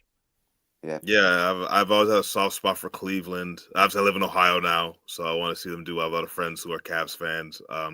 I don't like the Celtics. I don't want the Warriors to win. I think pretty much anybody else that wins other than those two would be the Knicks, obviously my preference, but anyone else that would win other than the other six would be fine by me. Not the Pacers so much. I mean, those mid-90s battles, we won't go into that too much, but there were a lot of interesting times back then. Yeah, so good. I mean, listen, obviously I'm from a different country, and everyone over here was a Chicago Bulls fan. Everyone jumped on the Michael Jordan bandwagon, so I jumped on the Reggie Miller one to be different, and it was worth the ride. Didn't get a championship out of it. Sort of came close in 2000 when they went down to the Lakers, but I'll take that. It's much more fun to be on a team that not everyone else is supporting than just jumping on the bandwagon. You sort of get value for money. Thanks, Jason. Good stuff. Guys. Yeah. See ya. Just a reminder, keep the show spoiler free, or at least warn people about spoilers, and pretty much don't bring up sporting events that happen as wrestling is airing, unless we give a fair spoiler to people. I really want it to be a safe environment for people who have to watch on DVR or listen. Some people they listen to the podcast in the morning. They had to go to bed. They don't know the outcome of the game. They're going to watch it when they get home from work or on their way to work or at lunch, all that stuff. We live life on delay. So be cognizant of that. All right.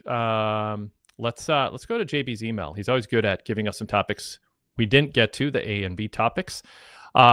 Beginning with, I assume that the swerve after the women's match tonight is setting up for Io to crash Julia's match tomorrow in NXT. If so, I'm not a huge fan of the constant inconsistencies in interactions between wrestlers across all three shows. Also, if you look in the background of one of the backstage segments, you can see Roxanne interacting with Finn. Is there any chance that Roxanne and Julia usurp Liv and Raquel from the Judgment Day? So a lot there to react to, Chris. Michael Cole it seemed like he caught himself when he mentioned these are NXT wrestlers, and they kind of stopped, and McAfee finished his sentence for him. I don't know if they have a clear, obvious policy about how to deal with call-ups who aren't really all fully called up yet. I think it's just sort of mushy, and they want to eat their cake and have it too. They want to have call-ups, but they don't want to have people not be able to be on more than one show. I don't know. I kind of liked when you were on one brand or the other, especially NXT. Once you made it to the main roster, you made it. The NXT's drawn, good numbers on the CW, and I think they think that's more worthwhile than a really strict, logical, firm, split between the brands. But anyway, that's one point. But react to anything that JB said there.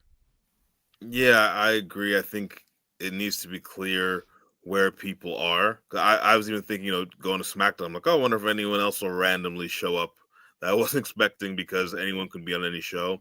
You want it, they're developing a feud between these wrestlers, but they're not in the same, for lack of a better term, universe. So you have to explain, just because Io Sky goes down to NXT for a match, that doesn't necessarily mean that Roxanne Perez can have a match with her here.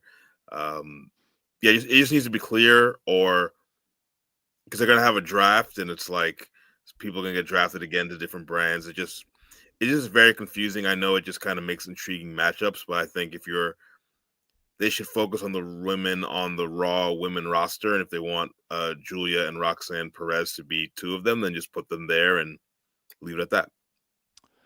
What have you thought of Roxanne and how she's been portrayed on the main roster at this point? She's someone who I've seen, I began my time here at the Torch writing Ring of Honor TV recaps, and she was there. And she always seemed to me as someone who was like your young babyface. So it's been different with her as a heel. And I think they're trying their best, first with Bayley, when she was sort of wrestling Bayley randomly on Raw. And now with Io Sky, they're trying to put a mean streak into her that she started developing in NXT. I think it's kind of hard, because I think naturally she just looks like a really young girl, and she has to be really mean to be this heel. But I think that's what they want to do, and they keep working on it. And I can't say it has improved from the first time she started doing it a few months back.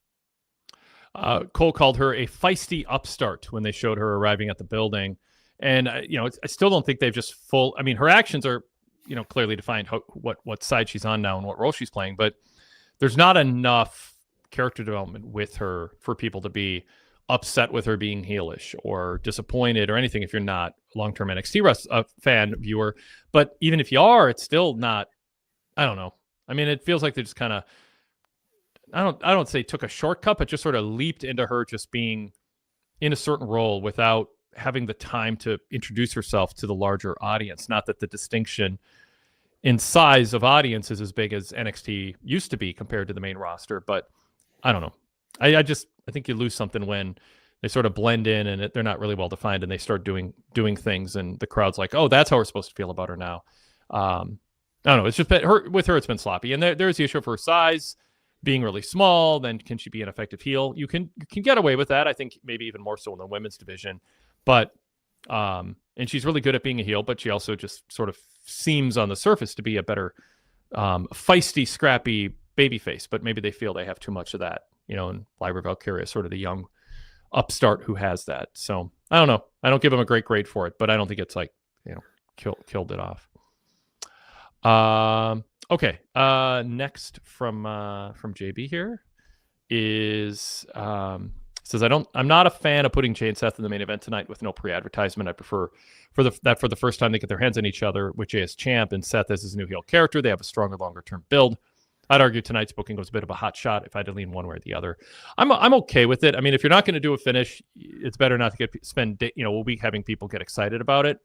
I get that. There's also a little payoff. You don't want to do it all the time, but where it served two purposes. One, people can go, when I tune into Raw, I don't know what's been announced, but I know sometimes a really big match will be announced. I thought they did a good job framing it as a big deal. Cole saying it was the first time in 7-8 months or whatever that they've had a world title match on TV. And the idea was Paul Heyman manipulated Jay into giving a title match. So they had a storyline backing for Jay giving a title shot away.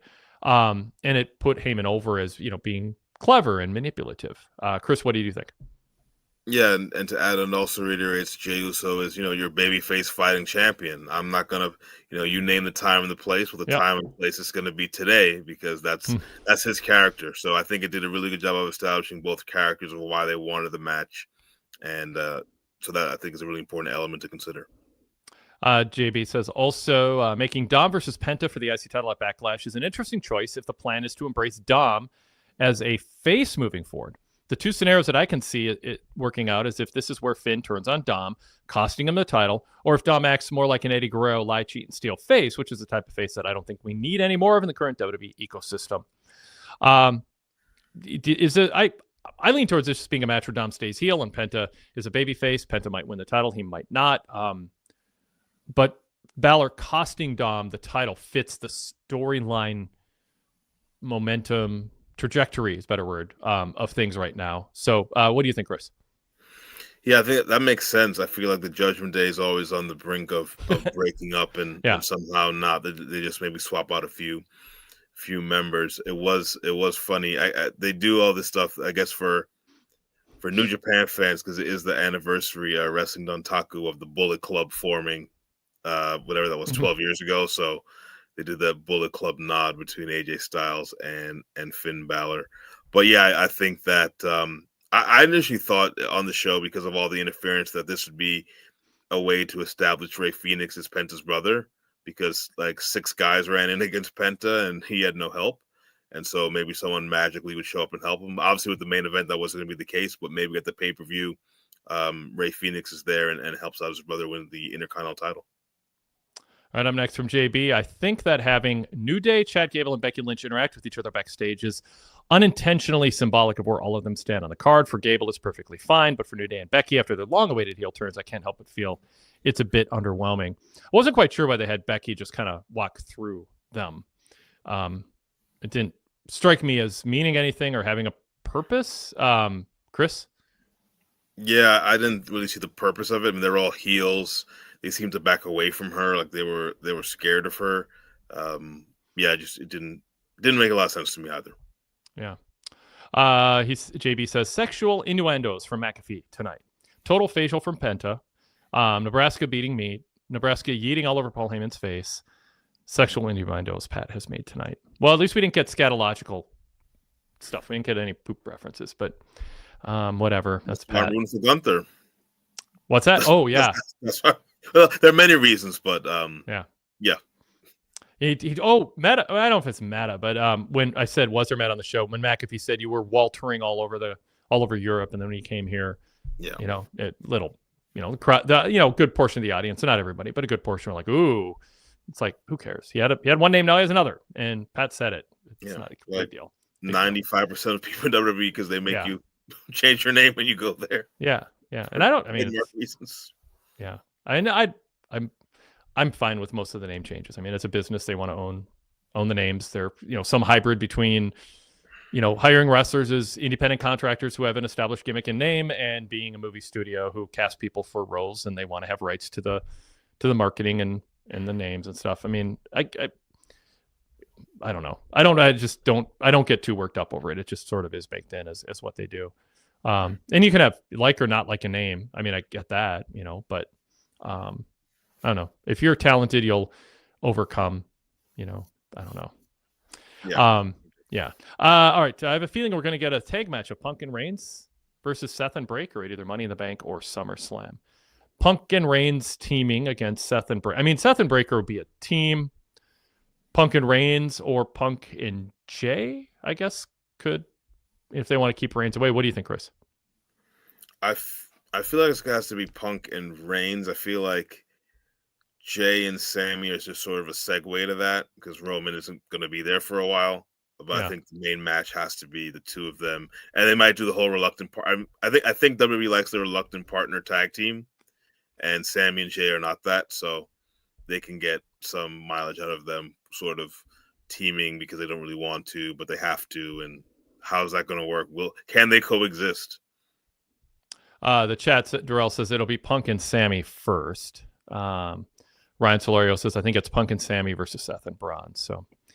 Not Jay, but Sammy. And that makes sense if Jay's still world champion, I guess, to do Jay.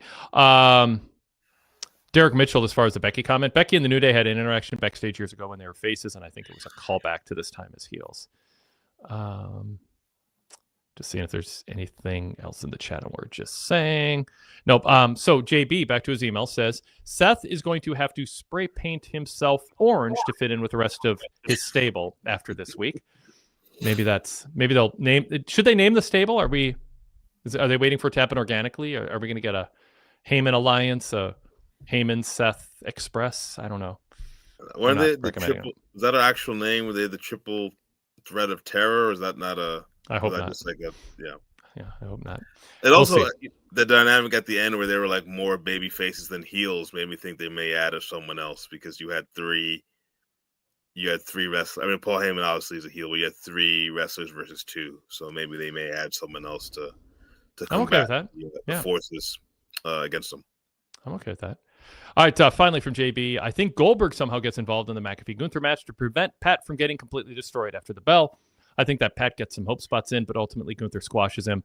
I think Gunther McAfee is a vehicle to get Gunther Goldberg for Goldberg's retirement match, possibly at the next Saturday night's main event, which would be a quick turnaround right after Backlash.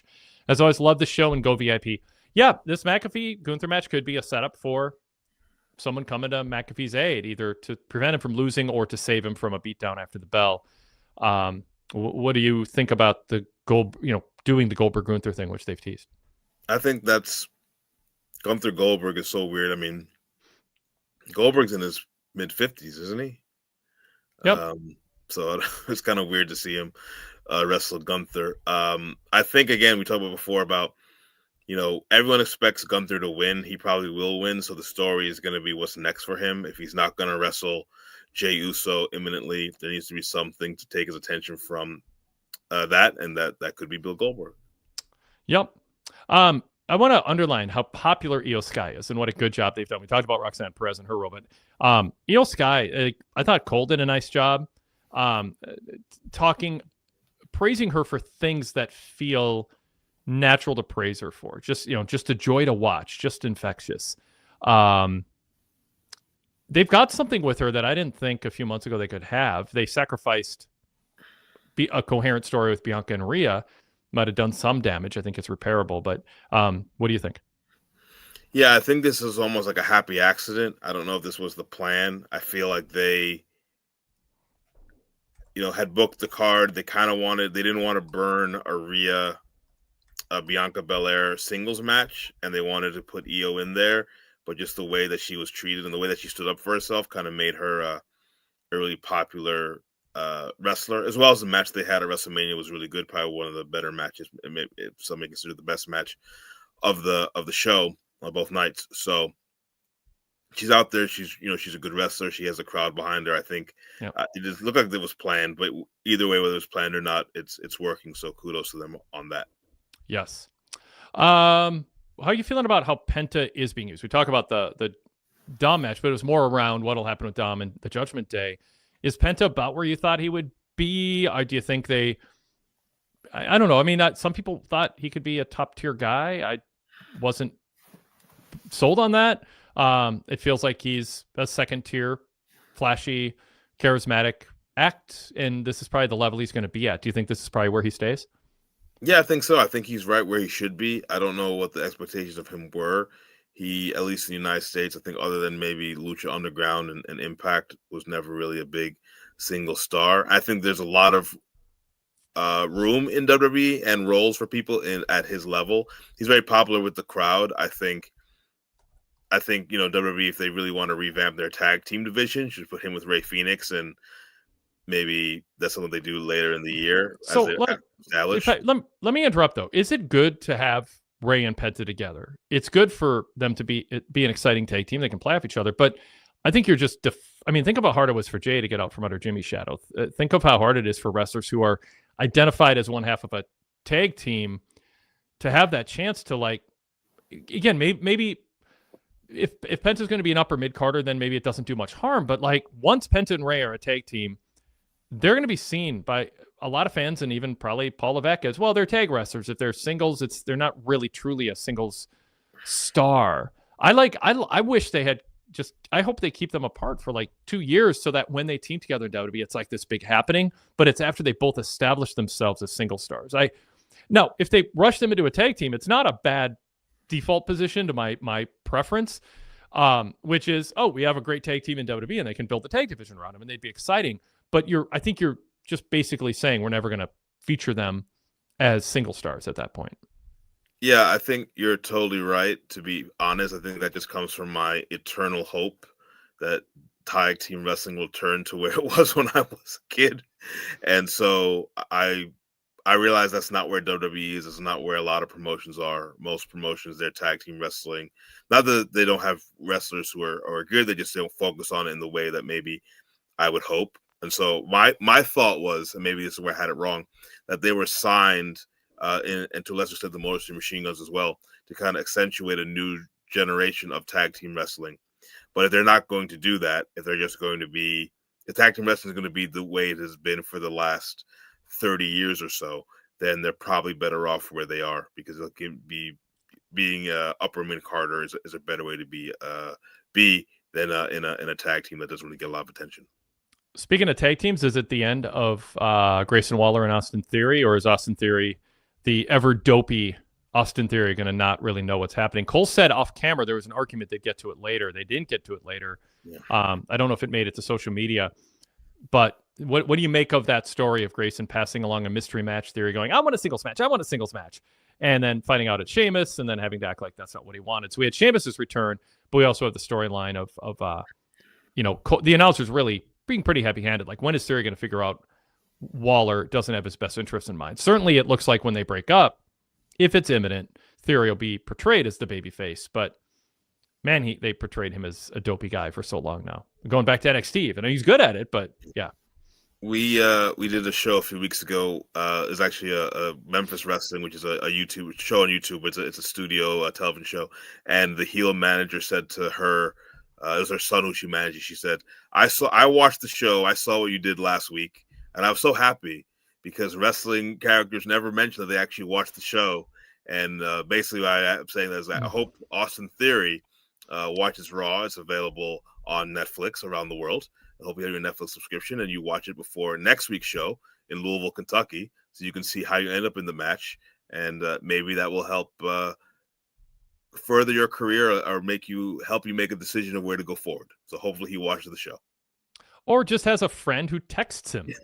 Like, you don't see the show, just like, hey, Austin, guess what? You don't have to watch it back, but here's what happened. And then Austin should come on next week. And, you don't want to do, I don't know. Theory can just go, yeah, I trusted Grayson Waller too much. I've had friends tell me I shouldn't. And then I, went back and watched the show last week and I realized it's time for me to, grow up and see Grayson for who he is. I mean, the way the technology is now, he probably could have watched it on his phone when he got back to the locker room. For sure. What do you think? What's up with Sheamus? He's back. Yeah, I mentioned earlier, I think he may be an opponent for Rusev. He's like the right type of opponent. Yep. It was a good match. The thing with Sheamus is funny. They were listing all his accolades. And I was like, wow, he did all those things. He won Royal Rumble and Money in the Bank, and he was King of the Ring, and he's held like every title. I was like, wow. All but one title. All but the Intercontinental title, yes. Yeah. It just struck me that he's had that kind of legendary of a career, but he's actually the right person that after Rusev bullies a few people, that Sheamus steps up and says, "Hey, you need to knock it off," and they could have a feud. He's right at that level for them. For Rusev. I mentioned VIP membership earlier. I want to note that there is a 7-day free trial offer through Patreon or Spotify. All you have to do is search PWTorch VIP, and you can get a 7-day free trial. And then after that, you can become a VIP member in terms of getting all the VIP podcasts. That includes ad-free versions of our free shows that otherwise have commercials, and also our VIP exclusive shows, which will include Saturday night's Backlash pay-per-view roundtable that we'll be recording just for VIP members afterwards. You can also catch up on over 2 decades of post-pay-per-view roundtables on demand. If you want to get a full VIP membership to unlock our archives and our ad-free website, that also gives you customizable podcast feeds that you can use on any podcast app on iOS or Android that allow custom feeds to be entered. And it's a very slick setup we have. So, I mean, you can just enter the RSS feed to catch all the shows. You can split them into nostalgia and flashbacks in one feed and current event shows and new shows in the other.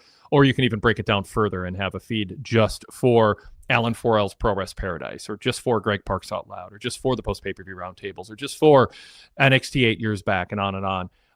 Wade Keller Hotlines. You can break it down just my TV reviews versus my news reports. So that gives you a chance to, whatever you're in the mood for. If you want to stack up some Pro Wrestling Then and Nows to listen on a road trip, they're on a separate feed for you. You don't have to scroll through and worry about them falling off the feed. And then also they're all available on demand to stream from our VIP website when you're a full VIP member. So we'd love for you to support us, and I think you'll appreciate the quality of content, the quantity and quality and tone of the new material we put out every day.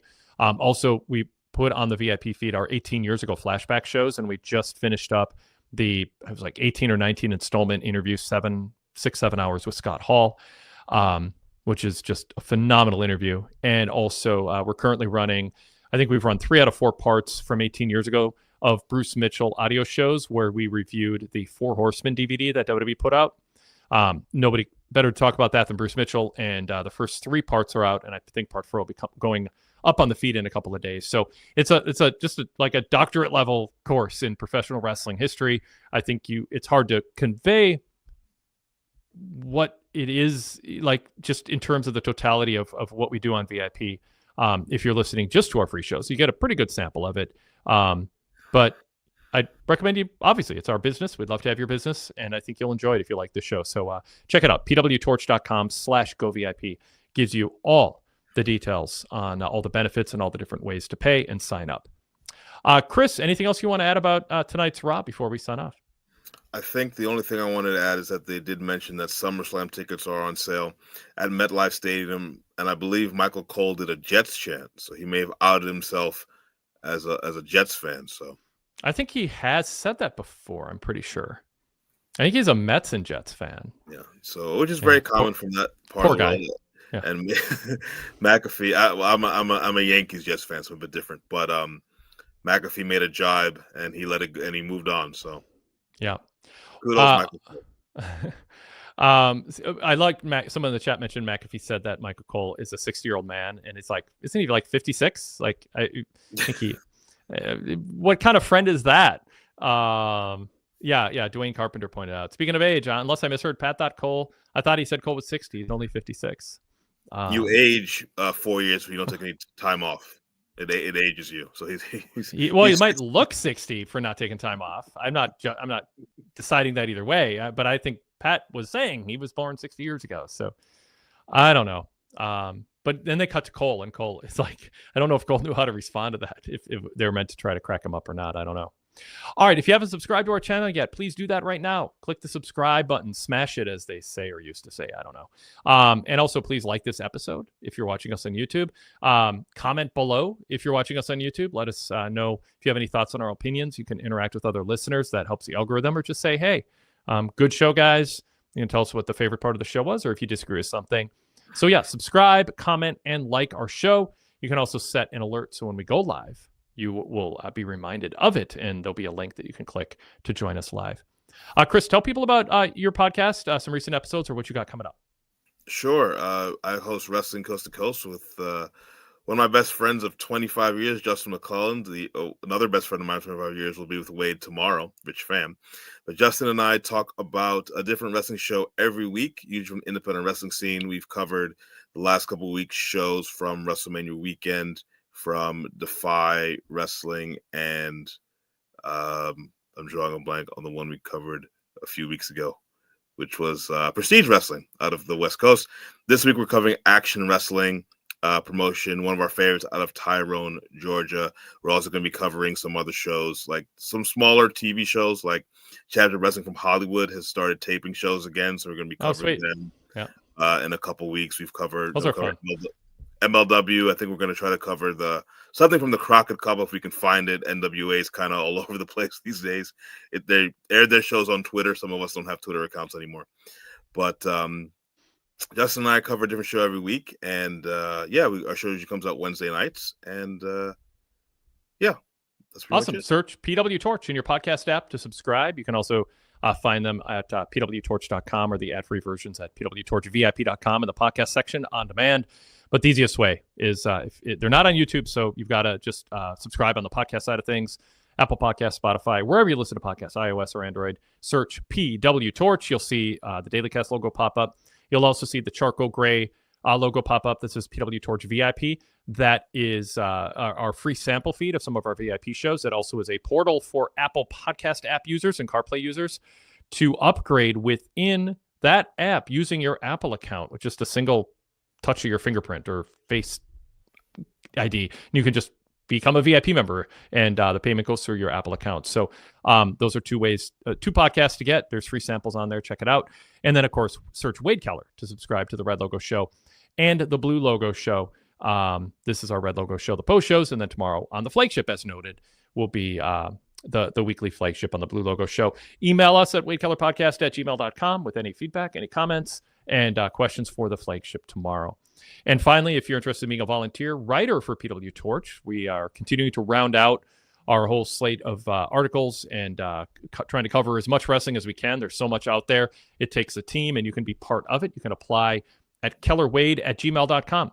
Just let me know what you're interested in. You can click on the staff link on pwtorch.com and scroll down to see the openings for slots for certain regular features. But we're open to other ideas, too. If you're interested in contributing. Again, you can email me at kellerwade@gmail.com. If it's not related to this podcast, but more the website, that is email to use, and let me know what you're interested in. Chris, thanks a lot. Appreciate it. We'll continue to have a fun time watching these NBA playoffs too. It's a good final. It's a good final eight. Spoiler alert, something fun just happened. But I no, please. I really don't want to know, even if I know the game's not a blowout. That takes like 20% of my fun away. So I don't know that, but now I think I know that. So I'm going to go put that game on while I do a bunch of editing of stuff. So but I think it's a fun, it's game one. I mean, it's not that big of a deal, but this is a fun matchup. OKC and Denver. I mean, seriously, this is the four semifinals or conference semifinals are all great history and great star power. And tomorrow night, I'll have fun. Yeah, I don't like the fact that the Eastern Coast games start at 7 for my own personal life with 2 young kids. I kind of missed the early parts of it, but at least the West Coast game is starting at 10:30. So that's the one benefit for me. It's not ending at 1 a.m. So yes, awesome. Thanks everybody in the chat as always. Thanks to our callers, and we will talk to you next time. Take care, everybody. Thank you.